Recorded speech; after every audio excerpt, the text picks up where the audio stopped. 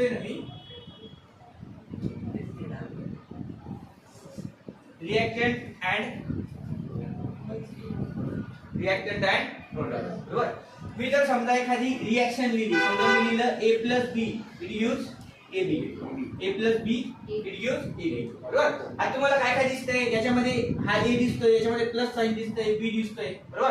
याला मी एका साइडला लिहिलंय, ठीक आहे, मध्ये एक एरो दिसतोय, बरोबर. याला दुसऱ्या साइडला लिहिलंय, बरोबर. मग ही जी साइड आहे आपली, या साइडला आपण काय म्हणतो, LHS म्हणतो. काय म्हणतो, LHS म्हणजे लेफ्ट हँड साइड. काय म्हणतो, लेफ्ट हँड साइड. या साइडला मी काय म्हणतो, RHS. काय म्हणतो, RHS.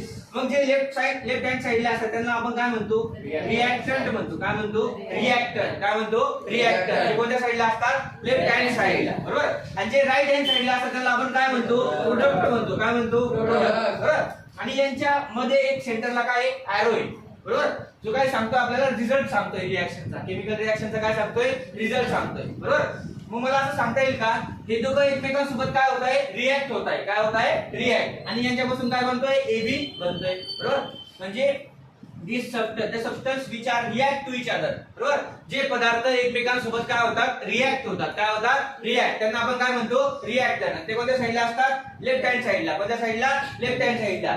आणि as a result of chemical reaction जे तयार होतात, as a result of chemical reaction जे तयार होतात त्यांना आपण काय म्हणतो, प्रोडक्ट म्हणतो. काय म्हणतो, प्रोडक्ट. आणि ते कोणत्या साइडला लिहितो आपण, RHS, बरोबर.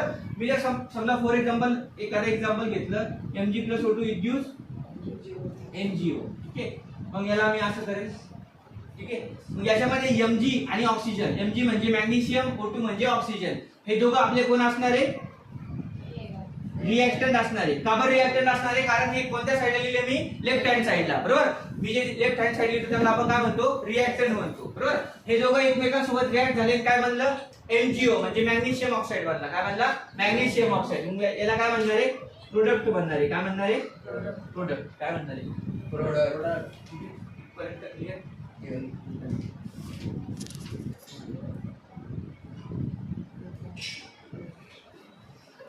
केमिकल इक्वेशन, बरोबर. What is mean by exactly meaning of chemical equation.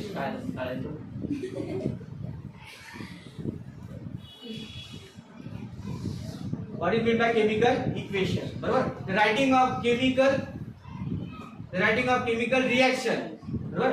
Writing of chemical reaction, बरोबर, इन कंडेन्स फॉर्म, बरोबर. आपण केमिकल रिएक्शन लिहिली कशा फॉर्म मध्ये लिहिली, छोट्या फॉर्म मध्ये, कंडेन्स फॉर्म मध्ये लिहिली.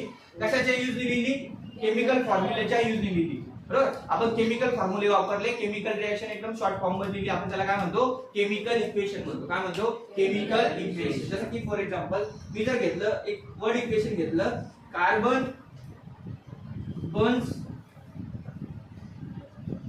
इन द प्रेझेन्स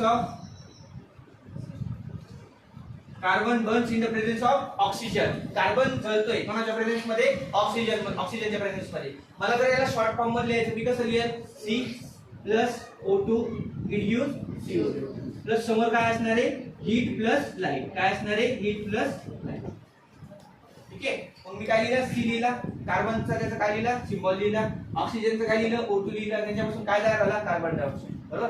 मग याला आपण काय म्हणतो, केमिकल इक्वेशन. म्हणजे केमिकल इक्वेशन लिहिण्यासाठी आपल्याकडे काही नियम असतात, बरोबर. ते नियम आपण